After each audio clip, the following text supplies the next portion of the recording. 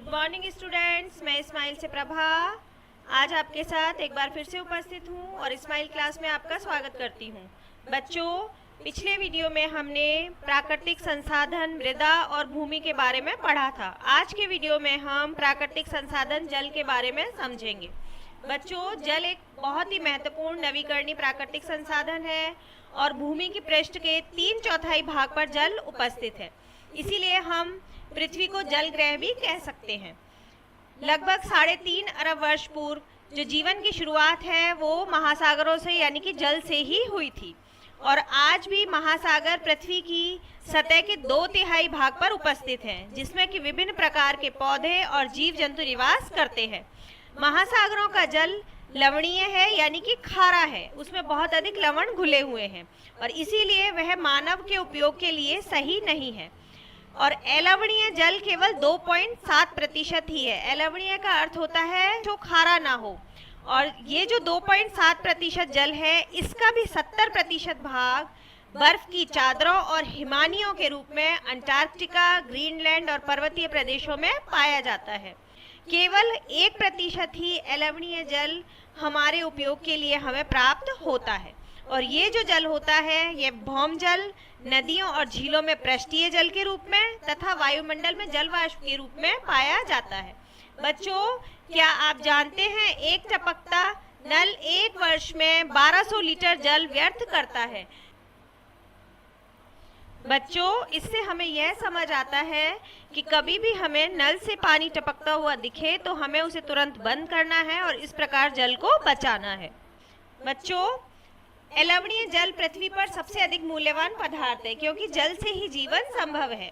पृथ्वी पर ना तो जल बढ़ाया जा सकता है ना ही घटाया जा सकता है। इसकी जो कुल मात्रा होती है वो स्थिर रहती है। पृथ्वी पर यह जल द्रव अवस्था में, भाप के रूप में और बर्फ के रूप में उपस्थित होता है और वाष्पीकरण की क्रिया द्वारा, वर्षा की क्रिया द्वारा और संघनन की क्रिया के द्वारा यह महासागरों, वायु, भूमि और पुनः महासागरों में गतिमान होता रहता है, यानी कि इसका एक चक्र चलता रहता है। इसी को हम जल चक्र कहते हैं।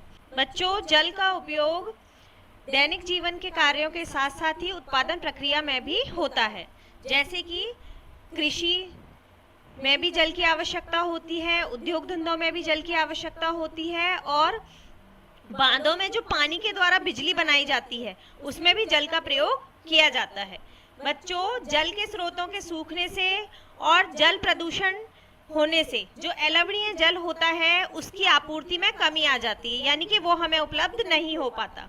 अब इसके भी मुख्य कारक जो है वो है बढ़ती हुई जनसंख्या और बढ़ते नगरीकरण और बेहतर होता जीवन स्तर। बच्चों, सौराष्ट्र प्रदेश में 1.25 लाख जनसंख्या वाला अमरेली शहर पास के तालुकों से पानी खरीदने के लिए पूर्णतः निर्भर है। इसी को जल बाजार कहा जाता है।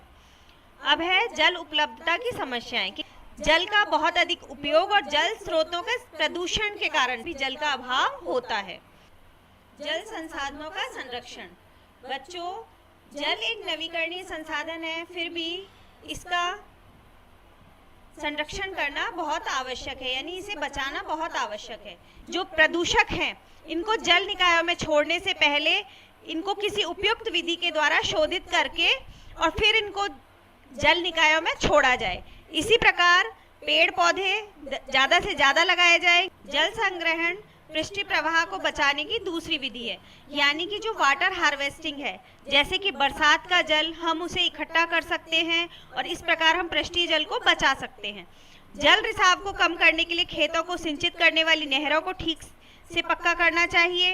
रिसाव और वाष्पीकरण से होने वाली जल क्षति को रोकने के लिए क्षेत्र की स्प्रिंकलर से सिंचाई करनी चाहिए, जो कि पानी की बचत भी करती है और बहुत अधिक प्रभावी विधि है। इस वाष्पीकरण की अधिक दर वाले शुष्क प्रदेशों में सिंचाई की ड्रिप अथवा टपकन विधि बहुत उपयोगी होती है। सिंचाई की इन विधियों को अपनाकर बहुमूल्य जल संसाधन को संरक्षित किया जा सकता है।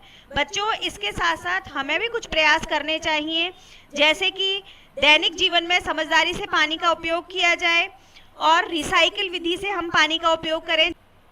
बच्चों, अपने घर की छत पर वर्षा जल एकत्र करके इस जल का संग्रहण करना एवं विभिन्न उत्पादक उपयोगों में लाना वर्षा जल संग्रहण कहलाता है औसतन 2 घंटे की वर्षा का एक दौर 8000 लीटर जल बचाने के लिए काफ़ी है। तो बच्चों, इस प्रकार हम भी वर्षा जल को संग्रहित करके पानी बचाने में अपना एक महत्वपूर्ण योगदान दे सकते हैं। बच्चों, आज के इस वीडियो में हमने प्राकृतिक संसाधन जल के बारे में समझा। आप इस वीडियो को देखें, समझें और अपने अनुभव मुझे बताएं। Thank you.